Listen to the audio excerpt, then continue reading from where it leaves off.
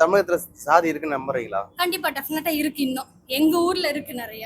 நீங்க பர்சனல் லைஃப்ல எதனா பாதிக்கப்பட்டிருக்கீங்களா? நான் ரொம்ப பாதிக்கப்பட்டிருக்கேன். ஒவ்வொரு இடத்துக்கு போனாலும் ரொம்ப பாதிக்கப்பட்டிருக்கேன். அததான் சொல்லுவாங்க, நீங்க என்ன ஆளுங்க என்ன ஆளுங்கன்னு தான் கேட்பாங்க. கண்டிப்பா நான் பட்டிருக்கேன். ஓப்பனாவே கேட்பாங்க. நீங்க சொல்லிட்டோமா உடனே நகர்ந்துவாங்க. எதுக்கோசரம் கேட்டிருக்காங்க? இல்ல கேம்லயே கேட்டிருக்காங்க. இப்ப நான் கேம் விளையாடும் போதே வந்துட்டு நானும் செலக்ட் ஆனேன். சாய் டீம் செலெக்ஷன்ஸ் சென்னையில பண்ணுவாங்க. அதுல நான் செலக்ட் ஆனேன். ஆனா அதுலயும் எனக்கு வேற ஜாதி பொண்ணு இருக்கான்னு சொல்லிட்டு அந்த பொண்ணை செலக்ட் பண்ணிட்டாங்க. நான் செலக்ட் ஆகி என்னை கேன்சல் பண்ணிட்டாங்க. செலக்ட் ஆகி எனக்கு லெட்டர்லாம் வந்துருச்சு. அது வந்துமே என்ன செலக்ட் பண்ணல, மறுபடியும் ரிட்டர்ன் கூப்பிடல. இந்நேரம் நானும் ஒரு போஸ்டிங். இல்ல நிறைய பேர் என்ன சொல்றாங்கன்னா ஜாதியை இப்ப யாரும் பாக்குறது இல்ல அப்படி சொல்றாங்க. அவங்க என்ன சொல்லுவாங்க? இல்ல இல்ல கண்டிப்பா இன்னும் பாக்குறாங்க. பட் திருந்துங்க, அவ்வளவுதான். ஜாதி வச்சு ஒண்ணுமே பண்ண முடியாது. ஜாதி வேண்டாம். எதுக்கு ஜாதி? அது என்னது? அது ஒண்ணுமே இல்ல. எதுக்கு ஜாதி? ஓகே, பட் இதனால இந்த படத்தை நிறைய பேர் கேஸ்ட் படம் சொல்லி இல்ல அப்படிலாம் கிடையாது. இருக்கிறது அவர் காட்டுறாரு. இதுல என்ன கேஸ்ட் படம்? இருக்கிறது தானே. இருக்கிறவங்களுக்கு தான் அது, பாக்குறவங்களுக்கு தான் அது தோணுது. பாக்குறாங்க கேஸ்ட் வச்சு பண்றாங்க அப்படின்னு. நீங்க பாக்காதீங்க. அப்படி ஏன் பாக்குறீங்க? ஒரு ஸ்போர்ட்ஸ் படமா பாருங்க. பட் நேத்து கூட ஒரு போராட்டம்லாம் நடந்து ட்விட்டர்ல போட்டாங்க. சோ இந்த படத்தை தடை செய்யுங்கன்னு சொல்லி ஜாதி வன்மத்து கூட்டமா. இதெல்லாம் எதுவும் தடை செய்ய தேவையில்லை. நீங்க ஒவ்வொரு பிளேயர்ஸ் கிட்டே போய் கேளுங்க, இது எதுக்கு தடை பண்ணணும். அவங்க சொல்லுவாங்க. இதுல என்ன மாதிரி ஒரு பிளேயர் சொல்லுவாங்க, இது ஒரு பிளேயரால மட்டும் தான் சொல்ல முடியும். எவ்வளவு பாலிடிக்ஸ் இதுல நடந்துச்சுன்னு சொல்லிட்டு எல்லாராலையும் சொல்ல முடியாது. பட் இப்ப எல்லாத்துக்குமே இருக்கு. ஸ்போர்ட்ஸ்லயும் அந்த ஜாதி இருக்கு. எல்லாமே ரியாலிட்டியை தாண்டி சுவாரஸ்யமா என்ன இருந்தது? ஒரு சினிமாவா என்ன ஃபீல் பண்ணீங்க? சுவாரஸ்யமா இருந்தா அது விளையாண்டது தான். அவர் ரொம்ப கஷ்டப்பட்டது தான், ஓடுனது தான். அதுதான் கண்ணுலயே நிக்குது. நான் கஷ்டப்பட்டது மற்றவங்களை விட நான் கஷ்டப்பட்டது எனக்கு தெரிஞ்சது. எங்க ஊர்ல இருந்து ஒரு 2 கிலோமீட்டர் தாண்டி போகணும்.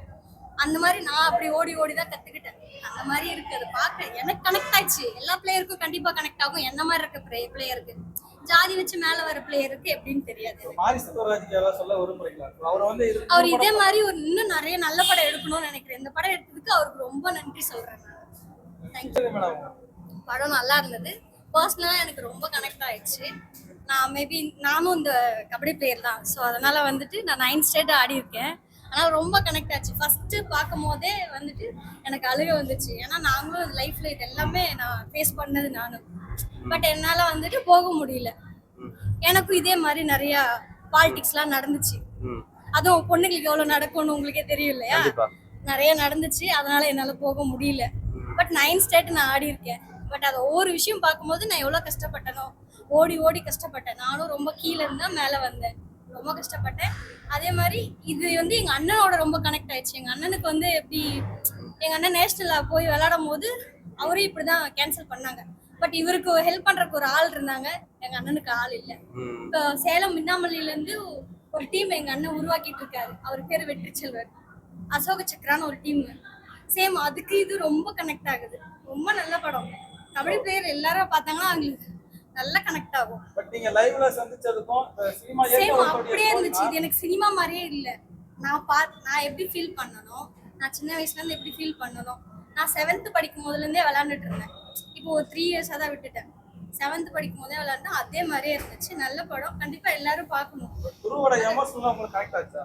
கனெக்ட் ஆச்சு. நல்லா விளையாடுறாரு. நல்லா கத்துருக்காரு. அவரு நல்லா பிராக்டிஸ் பண்ணியிருக்காரு. அவரோட அந்த லாஸ்ட் மூமெண்ட்ஸ்லாம் நல்லா இருந்தது. அந்த ஸ்டெப்ஸ்லாம் போட்டாரு. அதுல எல்லாமே நல்லா இருந்தது. இதுல ஒரு சில பாலிடிக்ஸ் எல்லாம் இருக்கு. அந்த மாதிரி ஆமா, அது இல்லாம உண்மையா இருந்தது. அது எப்படி காமிக்கிறாங்க. அது இன்னமும் இருக்கு. என் தம்பி பிளேயரா இருக்கான். அது இன்னமும் நடந்துட்டே தான் இருக்கு. பட் யாரும் இதுல ஹெல்ப் பண்ணிருக்காங்க அவருக்கு. பட் என் தம்பிக்கு, எனக்கு, எங்க அண்ணனுக்கு யாரும் ஹெல்ப் பண்ணல.